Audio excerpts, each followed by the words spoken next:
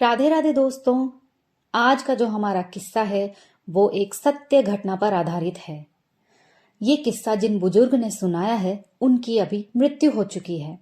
आप ये किस्सा उन्हीं की जुबानी सुनिए और प्लीज कहानी को पूरा जरूर सुनिए। आपको पसंद आए तो लाइक और शेयर करना ना भूलें। मेरा जन्म 1939 में भारत की रियासत जूनागढ़ में हुआ था। जूनागढ़ जिसे पहले तो पाकिस्तान में शामिल किया गया, मगर किसी कारणवश हम कराची की एक बस्ती में आकर बस गए। मेरे बाबा भटियारे का काम करते थे, यानी खाना पकाने का। मैं अपने बाबा को खाना पकाते हुए देखते आ रहा था, जिसके चलते 20 साल की उम्र तक पहुंचते पहुंचते मैं भी एक माहिर खाना बनाने वाला भटियारा बन चुका था। लोग हमें ब्याह शादियों में ही नहीं बल्कि मृत्यु भोज का खाना पकाने के लिए भी बुलाते थे। कभी कभी काम ज्यादा होता था और कभी कभी काम कम। कभी अगर काम ज्यादा मिल भी जाता था तो बाप बेटा एक जगह जाने की बजाय बुलाए गए अलग अलग स्थानों पर जाकर खाना बनाते, ताकि अच्छी कमाई हो सके। खाना पकाने के लिए हमें कई बार वक्त बेवक्त आना जाना भी पड़ता था। मेरे बाबा के काम की दूर दूर तक धूम मची थी और फिर तो मेरे काम से भी लोग खूब खुश रहने लगे। ये एक सर्दियों की रात का वाक्य है। मैं और मेरे बाबा एक शादी में खाना पकाने चले। संयोगवश कहें या कुछ और, उस दिन काम ज्यादा नहीं था। वहीं जाकर पता चला आज तो कम लोगों का ही खाना बनाना है। घर में मेरी माँ और मेरी बहन थी। रात का खाना बनाना था तो हम बाप बेटे सांझ ढले ही उस इलाके की तरफ चल पड़े। हमने जहां खाना बनाने जाना था उधर रास्ते में एक कब्रिस्तान भी पड़ता था, जहां टूटी फूटी कब्र थी। अब वहां मुर्दे दफनाने लोग नहीं आते थे। बहुत सालों पहले वहां एक बस्ती थी जिसका अब कोई नामो निशान नहीं था। हम बाप बेटों ने शादी वाले घर में 50-60 लोगों के लिए खाना बनाना था। समय पर पहुंचकर हम खाना बनाने लगे। खाना पक भी गया और मेहमानों को परोस भी दिया गया। मैंने और बाबा ने भी वहीं खाना खाया, मगर फिर हमने वहां से अपने घर जाने की अनुमति चाही तो मेजबान ने कहा कि हमारे कुछ मेहमान पंजाब से आ रहे हैं। सुबह उनके खाने का प्रबंध भी जल्दी करना होगा। अगर आज रात आप यहाँ रुक जाएं तो सुबह का खाना आपके जिम्मे हो जाए। मेरे बाबा कहने लगे, ये तो आपको पहले बताना चाहिए था। हमारा घर यहाँ से दूर है, जहाँ ज्यादा घर भी नहीं है। घर में मेरी पत्नी और जवान बेटी है। शाम को जाना जरूरी होगा। हम सुबह फिर आ जाएंगे। मगर मेजबान बाबा को वहीं रुकने की ज्यादा ही मिन्नत करने लगा, तो मेरे बाबा ने मुझे घर भेजने का फैसला कर लिया और खुद वहीं रुक गए। रात का अंधेरा बढ़ रहा था, फिर भी ना चाहते हुए मेरे बाबा ने मुझे अकेले घर भेज दिया, ये कहकर कि बेटा बड़े ध्यान से जाना है। मैं बहादुर था और ऊपर से जवान खून। मैंने अपने पिता को तसल्ली दी और घर को रवाना हुआ। रात का अंधेरा था। मैंने अपने कंधे पर एक बड़ा सा करछा उठा रखा था। करछा उस बड़ी सी डोई नुमा चम्मच को कहते हैं जो खाना पकाते समय भगोने में घुमाया जाता है। मैं अपनी धूम में चल रहा था। चलते चलते जब मैं उस पुराने कब्रिस्तान के पास से गुजरा तो अचानक मुझे किसी के हंसने की आवाज सुनाई दी। तभी मैं ठिठक कर रुक गया। हंसने की आवाज पेड़ों के झुंड से आ रही थी। हंसी सुनकर मेरा दिल जोर जोर से धड़कने लगा और डर भी महसूस होने लगा। मैं सोचने लगा, ये किसकी आवाज है। साफ पता चल रहा था कि ये लड़की के हंसने की आवाज थी। अभी मैं ये सोच ही रहा था कि ये कौन हो सकती है, तो फिर अचानक दाईं तरफ से पेड़ों के झुंड से एक साया निकलता हुआ नजर आया। मैं एकदम से डर गया कि ये कौन है। साया तेज तेज कदमों से मेरी ओर बढ़ रहा था। मैं जमकर खड़ा हो गया। जब वो मेरे पास आया तो मैंने उसे देखा कि वो एक डरावनी सूरत का आदमी था। अजीब सा उसका हुलिया था। फिर वो आदमी मुझे कहने लगा, कौन हो भाई और इस समय यहाँ क्या कर रहे हो। मैंने डरते डरते कहा, मैं तो एक मुसाफिर हूँ, अपने घर जा रहा हूँ, मगर आप कौन हैं। उसने मेरे सवाल को अनसुना करते हुए मेरे कंधे पर करछा देखकर पूछा, आप काम क्या करते हैं। मैंने जवाब दिया, मैं एक लांगरी हूँ। तब वह बोला, ओह अच्छा, मतलब खाना बनाने वाले हो। मैंने कहा, जी हाँ, हम पुश्तैनी नाई हैं, खाना पकाने का काम करते हैं। फिर वो आदमी अजीब से अंदाज में मुस्कुराया और कहने लगा, बहुत ही सही मौके पर मिले हो। चलो, हमारे भी एक छोटा सा कार्यक्रम है, हमारे बेटे की सगाई है, खाना तैयार कर दो, हम तुम्हें बहुत कुछ देंगे। मेरा डर थोड़ा कम हुआ। फिर मैंने कहा, कैसे शादी भाई? मुझे तो यहाँ कोई शादी नजर नहीं आ रही। वैसे भी मुझे आज घर जल्दी पहुंचना है, मैं ये काम नहीं कर पाऊंगा। इतना कहकर मैं चलने लगा तो फिर अचानक मेरे सामने एक सुंदर सी औरत आ गई। वो इतनी सुंदर थी कि एक लम्हे तो मेरी आंखें उस पर से हटी ही नहीं। मैं हैरान परेशान था, क्योंकि कुछ क्षण पहले तो यहाँ सन्नाटा छाया था, फिर ये इतनी सुंदर औरत कहाँ से आ गई? फिर उस औरत ने बड़े ही प्यार से कहा, देखो, आप हमारी बात मान जाओ। यदि आप खाना पकाने का काम नहीं करोगे तो हमारी दावत फीकी पड़ जाएगी। हम आपको दुगनी मजदूरी देंगे। बस 30-35 लोगों का खाना ही बनाना है। हम वादा करते हैं, हम आपको आपके घर तक छोड़कर भी आएंगे। जब वो औरत ये कह रही थी तो वो आदमी भी उसकी हाँ में हाँ मिलाने लगा। वो कह रहा था कि अरे दुलारी, ये भी इससे कह चुका हूं कि ये मांगेगा हम उतना देंगे। परेशानी ये है कि इस समय भटियारा लेने शहर जाना पड़ेगा। चलो, शायद तुम्हारी बात मान ले। वो औरत बड़े ही अपनेपन से कहने लगी, मानेगा कैसे नहीं, मेरी बात तो जरूर मानेगा। औरत ने जिस अंदाज और प्यार के लहजे में कहा तो मेरा दिल भी मचल उठा। फिर उस औरत ने 2 बार और विनती की तो मैं मजबूर हो गया। वैसे भी मैं ना चाहते हुए उनकी बातें मानकर उनके पीछे चल पड़ा। औरत ने पांव में जो झांझर पहनी थी, चलने से उस सन्नाटे में झन झन की आवाज बड़ी अजीब लग रही थी। डर तो काफी कम हो गया था, मगर एक बात मेरे दिल को धड़काए जा रही थी। औरत तो इतनी खूबसूरत थी, मगर वो आदमी इतना काला भजन।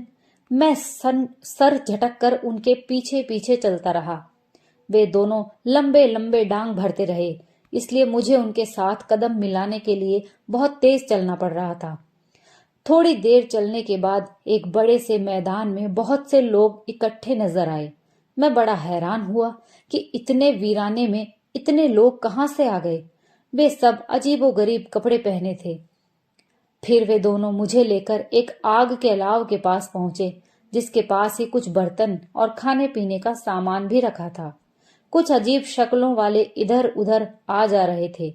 उस औरत ने कुछ लोगों से ना जाने क्या कहा तो वे लोग मुझे सामान उठा उठा कर देने लगे। फिर मुझे खाना बनाने का इशारा भी कर दिया। मैंने भी बर्तन उठाकर अपना काम शुरू कर दिया। आग जलाने के लिए माचिस की जरूरत पड़ी तो मैंने उनसे माचिस मांगी। तभी एक आदमी आगे बढ़ा और उसने अपनी टांग चूल्हे के अंदर रख दी। फिर अचानक अपना हाथ उस टांग पर दे मारा तो उसकी टांग में आग भड़क उठी और टांग लकड़ी की तरह धू धू करके जलने लगी। मैं तो डर के मारे थर थर कांपने लगा।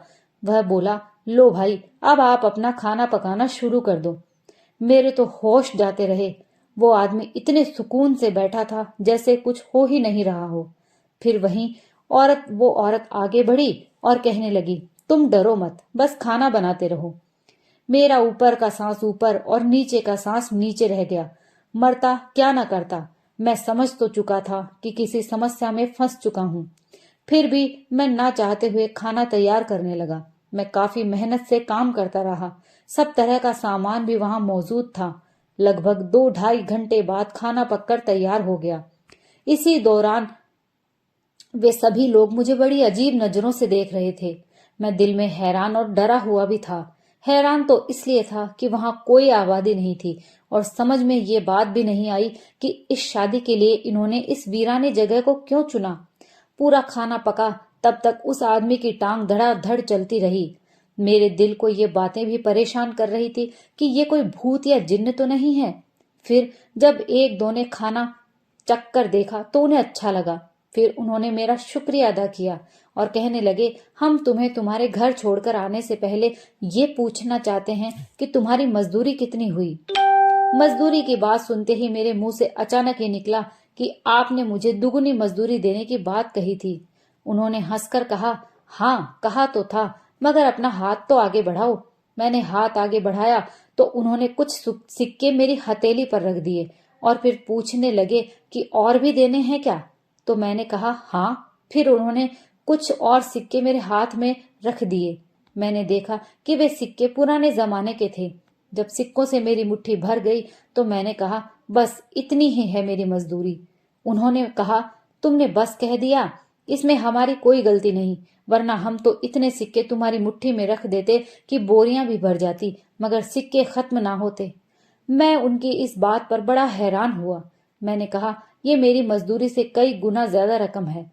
मैंने जेब में सिक्के डाले और जाने को तैयार हुआ। तभी वो औरत कहने लगी, कुछ अपने हाथ का पका खाना भी लेते जाओ। और फिर उन्होंने एक थैले में खाना डालकर दे दिया। खाने को लेकर मैं अपने घर की ओर चल पड़ा। तभी वो आदमी और औरत मेरे साथ चल दिए, मगर जब हम कब्रिस्तान के पास पहुंचे तो वे कहने लगे, बस अब तुम्हें आगे अकेले ही जाना होगा, हमारी हद तो यहीं तक सीमित है। इतना कहकर वे वापस मुड़ गए और कब्रिस्तान के बीचों बीच वाले रास्ते पर गायब हो गए। मैंने जेब पर हाथ रखकर सिक्कों की तसल्ली की और खाने से भरा वजनी थैला कंधे पर रखा और फिर घर की तरफ चल पड़ा। मुझे तो बस खुशी इस बात की थी कि आज इतना ढेर सारा खाना भी मिला और सिक्के भी मिले, जो शायद मेरी 1 महीने की कमाई के बराबर थे।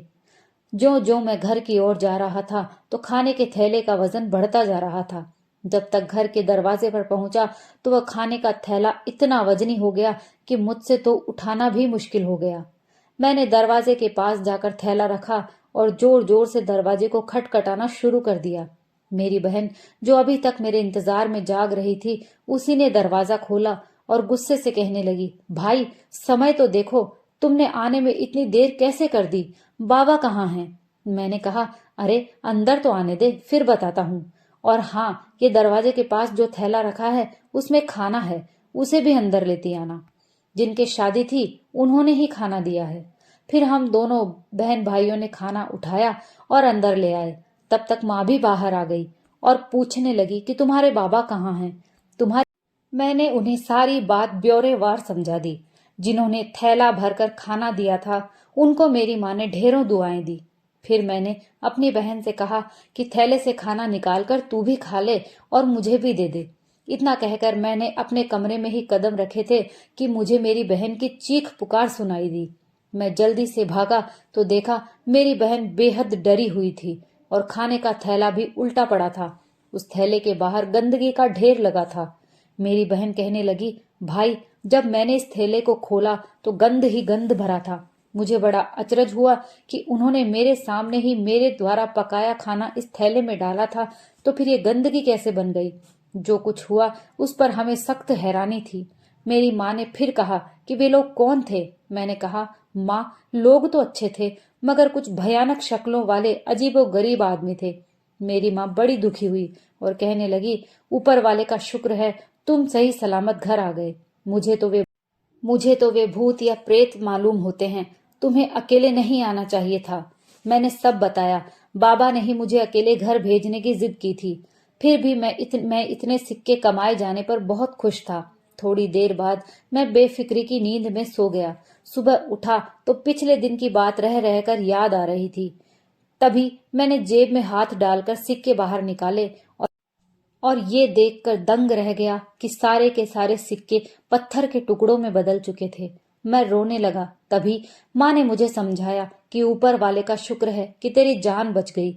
जरूर वहां कोई जिन्न या भूतों की बस्ती होगी, इसलिए मैं बार बार कहती हूँ कि रात में अकेले सफर नहीं करते। फिर मैंने माँ की इस नसीहत को अपने पल्ले बांध लिया और उस रात के बाद मैंने कभी भी रात में अकेले सफर नहीं किया। दोस्तों, ये किस्सा यहीं समाप्त होता है। अगर आपको पसंद आया हो तो प्लीज लाइक और शेयर कीजिए, और अगर आप हमारे चैनल पर नए हैं तो प्लीज चैनल को सब्सक्राइब कर लीजिए और अपने दोस्तों के साथ इस किस्से को शेयर करना बिल्कुल भी ना भूलें। अगर आपको हमारी कहानियां पसंद आती हैं, थोड़ी भी इंटरेस्टिंग या मजेदार लगती हैं, तो हमें कमेंट करके जरूर बताएं। आगे भी मैं आपके लिए अच्छी अच्छी कहानियां और किस्से लाती रहूंगी। कहानी सुनने के लिए आप सभी का बहुत बहुत धन्यवाद।